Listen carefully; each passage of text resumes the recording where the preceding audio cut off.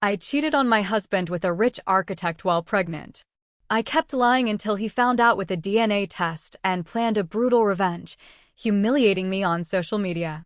I am Anita, and I was 29 years old when this story began. I am an interior architect specializing in luxury home remodels in Mexico City. I grew up in a comfortable environment, the daughter of entrepreneurs who owned a small chain of home improvement stores, and like many of my generation, I was focused on my career and aesthetics, always worried about the image I projected to the world. My social circle was made up of people like me, ambitious, urban, and accustomed to the best. That is why, when I met Gonzalo, a 31-year-old accountant recently arrived from the countryside of Zacatecas, he caught my attention. He seemed out of place in the hustle and bustle of the big city, and perhaps that is why he caught my attention. It was during one of my walks through the plaza in the Colonia del Valle that our eyes met. I was wearing headphones, trying to concentrate on my run, but his smile made me slow down. He was with a black Labrador of the kind that always seem happy, and he greeted me with an almost disconcerting shyness. When I got closer, he told me, almost awkwardly, that I did not need to run so much because I already looked great. It was the kind of comment that in other situations would have seemed corny to me, but coming from him it sounded sincere. I smiled back, and, without realizing it, we were talking about dogs, about life, and, deep down, about loneliness. I had recently lost my schnauzer, Pipo, and I mentioned that I was thinking of adopting a larger dog to keep me company and force me to go out more. He listened to me attentively, without the rush or disinterest I was used to in casual encounters. It was a conversation I had not had in a long time, light, human, without pretensions. He complimented my hair and said I had a beautiful smile. It was not cheap flirtation, I sensed it. I stayed there longer than planned, and, without realizing it, we were already exchanging numbers. I left that plaza with a strange feeling of lightness, that something different might be about to happen. Gonzalo told me that he had moved to Mexico City a few months ago. He worked as an accountant in a small import company in the south of the city, and his family still lived in the countryside. He seemed happy with his new life, but at the same time, he had a look that made him feel out of place. I, on the other hand, saw myself as someone accustomed to expensive restaurants, Sunday brunches, and trips to Cancun or Tulum with friends. Still, there was something about him that attracted me. It was as if his simplicity offered me a peace that I did not even know I was looking for. The first dates were simple: walks, simple coffees, endless conversations about movies and music. He was not impressed by status, he did not talk about money, he did not try to show off more than he was, and perhaps that was precisely what intrigued me. My friends started asking who the country boy was, and I laughed, saying he was just someone nice I had met. Deep down, I did not know how I felt. One part of me felt secure, another part wondered if he was enough for me or if I was simply too dependent. The truth is that I was trapped between the comfort of the familiar and the risk of something new. Gonzalo was kind, attentive. He made sure to see me at work. He would text me at noon just to ask if I had eaten lunch. Small things, but they moved me in a strange way, as if I were not used to that kind of genuine affection. When we arranged to see each other again, it was almost automatic. Deep down, I felt a foolish hope, but also an inexplicable fear, as if I somehow knew that this story could change me forever. I did not know it then.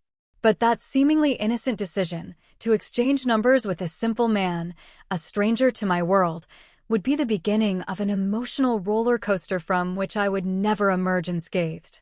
It was as if I had opened a door that I could never close again, even if I wanted to. And as I walked home that night, with the phone vibrating in my pocket and the name Gonzalo flashing on the screen, I wondered how far I was willing to go with someone so different from everything I had ever known. In the following weeks, Gonzalo and I saw each other more and more. I could not stand games or delays, so I made it clear to him from the beginning that I was not interested in a casual relationship.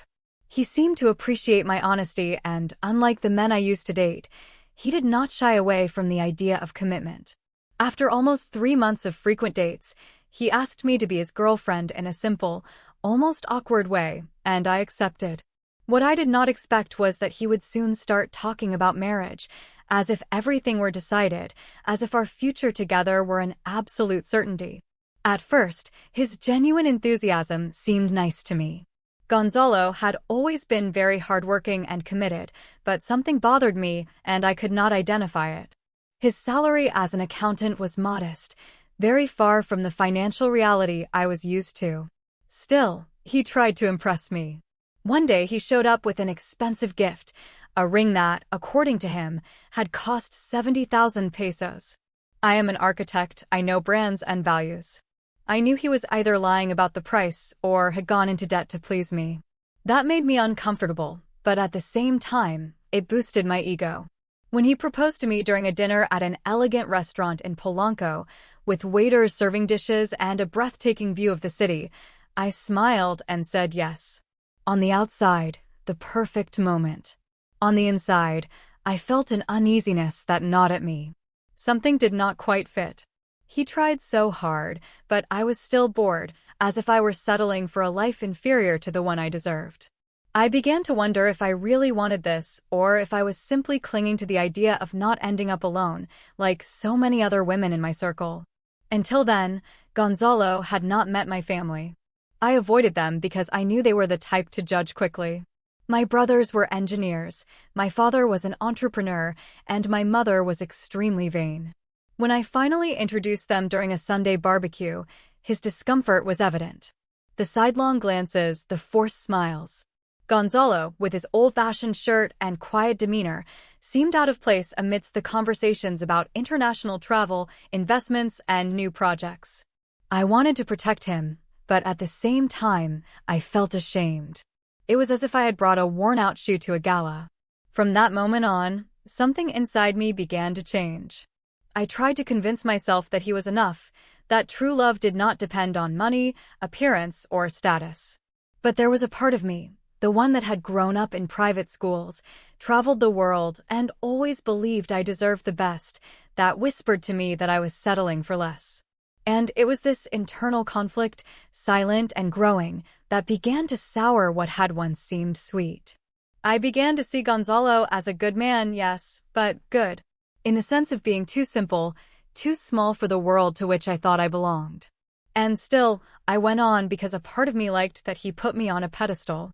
He saw me as someone wonderful, and I fed on that vision. I could control the narrative, control the pace, and that gave me a power I could not help but feel. And so it was, in this mixture of acceptance and repulsion, that the engagement was consolidated. But deep down, I already knew that sooner or later this emotional farce would have a price. I just did not imagine how high it would be. I cannot explain exactly what I felt when I saw the 2 lines on the pharmacy test. It was not happiness, not even relief, it was pure panic.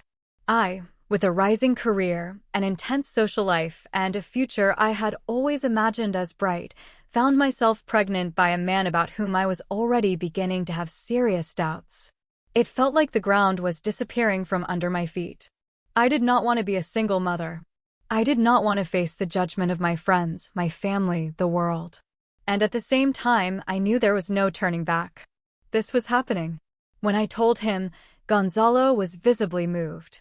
His eyes filled with tears in an unexpected way. He soon began to talk about telling his parents, making plans, and building a life together.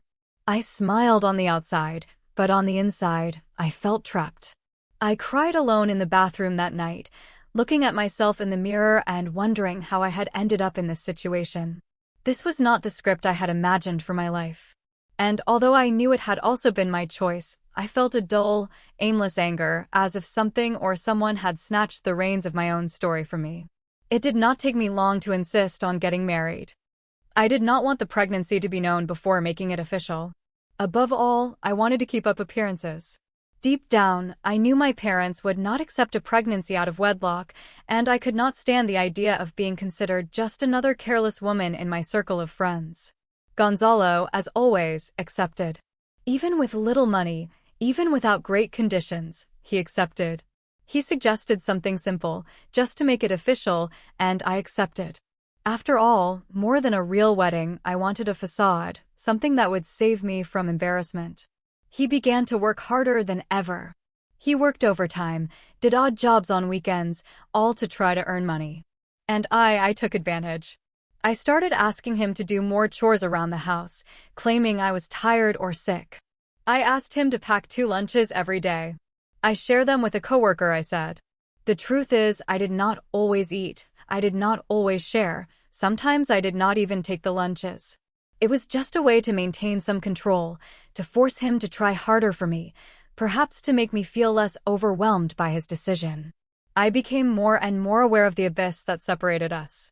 He immersed himself in work, barely sleeping, and I felt more and more distant, more and more disconnected.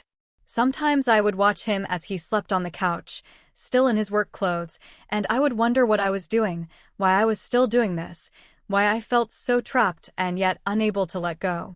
I began to fantasize about escaping, about another life, about another type of man. It was cruel, I know, but that was what was going through my head. Still, I went on. I insisted on the wedding, on the invitations, on the details. It was as if I wanted to accelerate the inevitable, as if getting married would end the doubts. But something inside me screamed all the time that I was sinking, and I pretended not to hear. Pretending became my way of surviving. Pretending to be in love, pretending to be secure, pretending to be happy. I became an expert at smiling in photos while inside my mind planned solutions I did not dare to take. And all this was just the beginning. It was a Friday night when I decided to take Gonzalo to a happy hour at my company. It was one of those informal events, but I knew that deep down everyone present was judging me. My architecture team had a higher standard of living. Many were the children of entrepreneurs, others had studied abroad. I asked Gonzalo to dress elegantly, even though I knew he had never been interested in designer clothes or trends. He did his best, a light blue shirt, dress pants, and shoes that seemed a bit old-fashioned to me. Still, I felt butterflies in my stomach, not of joy, but of an uncomfortable anticipation. As soon as we arrived, I saw in my colleagues' eyes what I feared. Silent judgments, those contained snickers, those discreet whispers. Gonzalo tried to be nice, but he was out of place, completely out of place. And I, instead of defending him or feeling proud, felt a shame that gnawed at me from within. It was as if I wanted to hide, as if he were exposing a part of me that I myself was trying to bury. The part that was not sophisticated, the one that did not shine. I found myself wishing for a moment that he was not there. One of my colleagues, Javier, a guy from the project maintenance area, started talking to Gonzalo. Javier was different. He also came from a humble background and knew what it was like to be the odd one out. I thought the conversation was harmless, even friendly. The two of them laughed. They talked about soccer, about life outside the capital. I got distracted talking to Ramiro, the blonde, handsome, and successful architect with whom I always had a hidden tension. Only at the end of the night did I realize that Javier and Gonzalo had spent a lot of time talking away from me. What I did not know was that Javier, perhaps out of empathy or simply out of gossip, had warned Gonzalo. He said that in the company, they commented on my behavior with Ramiro, that I spent too much time in his department, that there were rumors that something was going on. Javier, without a doubt, had good intentions, but at that moment he planted a seed of distrust in Gonzalo's mind that he could never erase. Upon saying goodbye to my colleagues and returning home, I noticed he was different, quieter, more withdrawn, but I had no idea how loudly he was about to explode. In the following days, the atmosphere between us became strange. Gonzalo did not say anything directly, but I felt the weight of his gaze, the dense silence. He continued to prepare lunches, he continued to ask me how I was, but there was something broken, something I could not identify. And the worst part, deep down I knew there was some truth in that distrust. Ramiro and I, it was nothing official, but there was tension, some messages exchanged at odd hours, some flirting. I pretended it was nothing serious, but I knew exactly what I was doing. It was at that moment that I began to realize that my mask was cracking. I could lie to myself, to my colleagues, to my family, but not to this man who, despite everything, looked at me as if he knew. I felt more and more trapped, more and more suffocated. It was as if I were balancing on the edge of a precipice, and I knew that sooner or later I would fall. And the worst part, I myself was digging that abyss centimeter by centimeter. It did not take me long to realize that something had changed in Gonzalo after that party. He changed. He no longer spoiled me as much. He stopped preparing my food and doing some of the household chores he used to do without my asking. At first, I thought it was just fatigue, but as the days went by, I realized it was something deeper, a silent distrust, an emotional exhaustion I had not seen in him before, and that started to bother me more than I would like to admit. One night, upon arriving home from work and seeing the sink full of dishes, I asked him with a harsher tone than necessary, "Why have you not done anything for me?" He looked at me with a coldness I did not recognize and simply said, "I wish you would do something for me sometimes too." That disarmed and enraged me at the same time. Pregnant, stressed, working hard. And he was coming to demand something from me as if I owed him something? The argument escalated quickly. In a matter of minutes, we were shouting at each other like two strangers. Anger consumed me irrationally. I said things I never thought I would say. I told him he should feel honored that I, a woman with a career, status, and beauty, wanted to marry someone like him. I told him he was nothing more than a mediocre man, a peasant lost in the big city. And in the height of my contempt, I tore the ring from my finger and threw it at him. He did not defend himself. He simply looked at me with the expression of someone who has just buried something important inside himself. And it was then that he said with a terrifying calm, "The door is open. You can leave." I left the house that night feeling everything at once. Rage, fear, guilt, pride. I wandered the streets aimlessly. I sat in a random bar, had a glass of wine alone, called a friend, and made excuses for the fight. But deep down, I knew. I was losing control. For the first time, Gonzalo had not bowed, had not apologized, had not tried to please me, and that unhinged me more than any shout. For the first time, he did not seem willing to accept any crumb I threw at him. In the midst of that desperation, I thought of the worst. I thought about taking him to court, demanding child support, even inventing lies about him if necessary. I even considered questioning his right to remain in the capital, as if any detail of his origins could be used against him. It was mean, I know, but I was not thinking clearly. I just wanted to avenge that humiliation, that abandonment. I wanted him to suffer, to beg me, to go back to being the submissive man I knew. And when that did not happen, I felt lost. I spent the night out, but in the morning I returned home, and he was there, silent, but different. He said nothing. Neither did I. We pretended nothing had happened, but we knew a great gap had opened between us, and I found myself more and more without an exit, more and more trapped in a story I was no longer sure I wanted. But I kept going because somehow I still believed I could control the situation, and it was that illusion that kept me there. I returned home after that night pretending that nothing had happened. Pregnant and emotionally lost, I decided to simply erase the fight from my mind. It was easier that way, I thought. Gonzalo also acted as before. He went back to pampering me, cooking for me, treating me like the princess he had always seen in me. But it was not like that. He was cold, not rude, not violent, just distant, indifferent. It was as if I had stopped being the center of his universe. And that, for someone like me, hurt more than any slap. So I started to make an effort. For the first time in months, I prepared a simple dinner for the two of us. I made sure to dress up, put on a nice outfit, and put on lipstick. I was affectionate, almost sweet, as if I could heal the cracks with a smile. Slowly, very slowly, he began to relax. He was not the same as before, I noticed, but he started talking about the wedding again. We began to go over the details. He brought up the topic of the civil registry rings again, and I pretended that everything was fine. I wanted to turn the page. I wanted him to go back to being the same man, in love and blind to me. In the end, we got married in an intimate ceremony as we had agreed. I was already 5 months pregnant, and in the photos, I smiled with that false happiness that I also mastered. My parents were there, as were my brothers.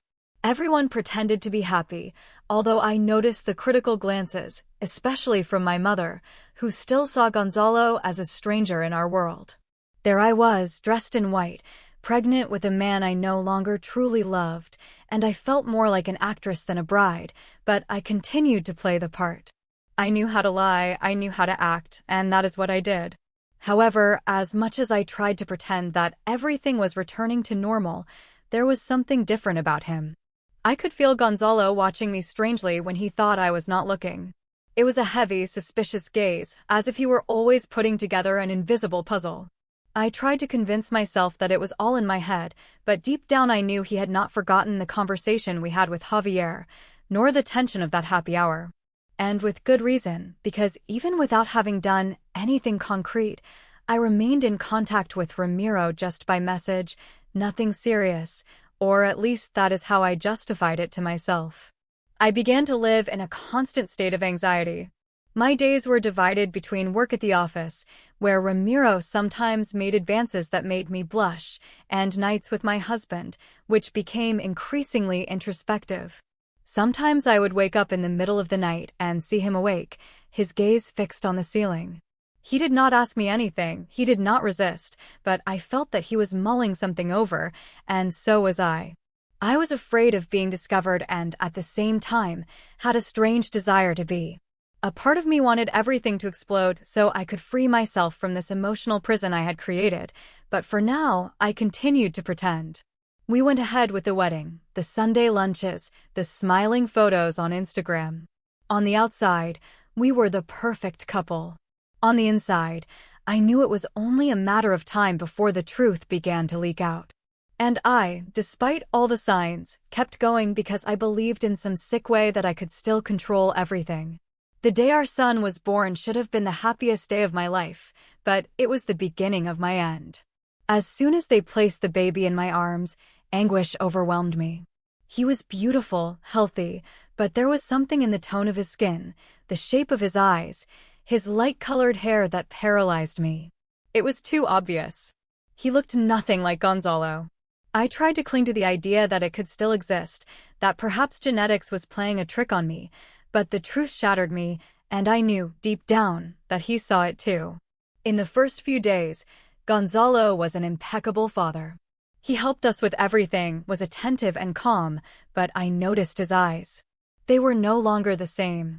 When he held the baby in his arms, there was not that spark I expected. It was as if he already knew, as if he were carrying a silent weight while I, in a panic, tried to maintain the facade. I did not have the courage to ask. I did not have the courage to bring it up. It was a silence that was swallowing us, more suffocating each day. Without my knowing, he did what I feared most. He bought a DNA test at the pharmacy and collected the sample while I was still recovering from childbirth. When the envelope arrived, I did not even notice. I only noticed something strange when he stopped talking to me for 2 whole days. On the 3rd day, he came home, threw the sealed envelope on the kitchen table, and looked at me in a way I will never forget. He did not have to say a word. I already knew. Panic overwhelmed me. My hands trembled. I was short of breath. I tried to deny it. I tried to lie, but my face betrayed me. He did not shout. He did not break anything. He simply said with a hurtful coldness that he did not want to see me anymore, that I had until the next day to leave the house. And right there, in that instant, I knew that everything had collapsed. There was no point in smiling, lying, or manipulating anymore. He looked at me as if I were a stranger, as if I were the worst person in the world. And for the first time in a long time, I felt real fear, fear of losing everything, fear of facing the consequences of my actions alone. I tried everything. I cried, I begged, I even tried to play with the pregnancy, telling him that we should think about the baby, that he could not act with so much anger. I tried to convince him that we could overcome it, that this did not have to destroy our marriage, but nothing worked. He would not give in. He was no longer the man I could easily manipulate. He was too hurt, too cold. I saw in his eyes that something had broken forever. And no matter how much I talked to him, begged him, shouted at him, he would not give in. He simply told me to leave. That night, alone in bed, with the baby sleeping in the crib beside me, I understood that my life was over. It was as if all the lies I had told, all the betrayals I had hidden, all the bad decisions I had made, had accumulated in a whirlwind that had finally swept me away. I wanted to run away, I wanted to go back in time, I wanted to disappear, but it was too late. And the worst part, I still had no idea of the magnitude of the destruction that was coming. The days that followed were pure hell. Gonzalo disappeared. He did not answer my messages, he did not answer my calls, he did not even come to see the baby. I found myself alone, without ground, with a newborn in my arms and an anguish that consumed me every minute. I wondered if he would come back, if there would be any chance to reverse it, if he just needed time. I still could not accept that everything had ended like this, so abruptly, so brutally, but deep down, I already knew. He was gone forever. It did not take me long to find out that he was staying with a coworker. It was through Javier that the first bombs began to explode. He had told everything, not only to his closest friends, but to anyone who would listen. The messages spread like wildfire. He revealed the test results. He talked about the promiscuous atmosphere at my job. He even mentioned names. There was no mercy. He did not skimp on details and, worse, he did not spare me. My reputation was ruined in a matter of days. The confirmation came as a final blow. Javier told me that Ramiro, the blonde architect, the man with whom I had secretly hooked up behind Gonzalo's back, admitted that the baby was probably his, but that he did not want to get into trouble. Ramiro refused to take any responsibility and disappeared from my life, as if he had never existed. And I was left there, in the middle of a hurricane, with a child in my arms and no one around, no friends, no support. I found myself completely alone. It was as if I had been erased from my own story. But Gonzalo was not satisfied with that. He wanted more. He wanted to see my total destruction, and he got it. He sent copies of the DNA test to my office, told my parents, exposed every sordid detail, used social media coldly and calculatedly, as if he were a vigilante. I watched my social and professional life crumble in a matter of weeks. My colleagues looked at me as if I were trash. My friends disappeared one by one. My own mother, the woman who raised me, turned her back on me. I became a walking scandal, a human failure. As if that were not enough, he sued me for emotional damages. He claimed I had destroyed his mental health, his dignity, his peace, and he won. The judge had no doubts upon seeing the evidence. I had to pay an absurd compensation, which forced me to sell my car, give up a good part of my savings, and accept any job that came my way. I lost my stable job. No law firm wanted to be associated with my name. I, who once thought I was superior to everything, found myself sunk in an abyss of shame and misery. It was as if every humiliation came with interest, and yet it was not the end. I knew the worst was yet to come, because more than the money, more than the reputation, I had lost something irretrievable: respect, trust, dignity. And every morning when I woke up, every night I spent awake with my baby crying, every ignored message or sidelong glance was a cruel reminder that I had dug my own grave, and I still had no idea how deep it would be. The humiliation I suffered did not just stay within my four walls, it spread like wildfire. Photos, messages, and conversations were leaked on social media. People who did not even know me began to see me as that woman who destroyed her own marriage, who cheated on me while pregnant with another man's child. My name became a laughingstock. My colleagues excluded me without consideration. My phone stopped ringing. The messages that were once invitations to events or new projects became absolute silence. I became a pariah. When the divorce papers arrived, I did not think twice. I signed everything without a lawyer, without contesting, without demanding anything. I no longer had the strength. I did not want to face another trial, another exposure. I wanted to disappear. I accepted every clause, every condition imposed by Gonzalo, because deep down I knew I had no moral authority to fight for anything. It was a total defeat, and I knew it. It was the price of my decisions, and there was no longer any way to escape. As I sank, Gonzalo prospered. He enrolled in a specialization course in business administration, something I never imagined he would have the strength to do. In a short time, he got a job in a private clinic and, with it, a better salary and a new life. He seemed like a different person, more secure, more confident, happier. Social media showed photos of him smiling, traveling, surrounded by new friends. He had rebuilt himself from scratch while I could barely get out of bed some days. It was as if he had risen from the ashes and I had been buried alive. I was forced to seek refuge at a distant aunt's house, someone who barely knew me, but who took pity on my situation. The house was small, uncomfortable, and spacious, but it was the only place that welcomed me. I lived there on charity, taking care of a baby alone who reminded me daily of the mistake that had destroyed me. I had no job, no friends, no family. It was as if I had been erased from the map. Every time I opened social media and saw that the world was moving on without me, the pain increased. The shame was constant. I could not go out on the street without feeling that everyone was judging me. I avoided any eye contact, any social gathering. The few times I had to go downtown, I felt the stares on me, even if they were imaginary. Regret consumed me in silence, and no matter how much I tried to find a way out, everything seemed impossible. It was as if I were trapped in an invisible cell, locked up by my own actions.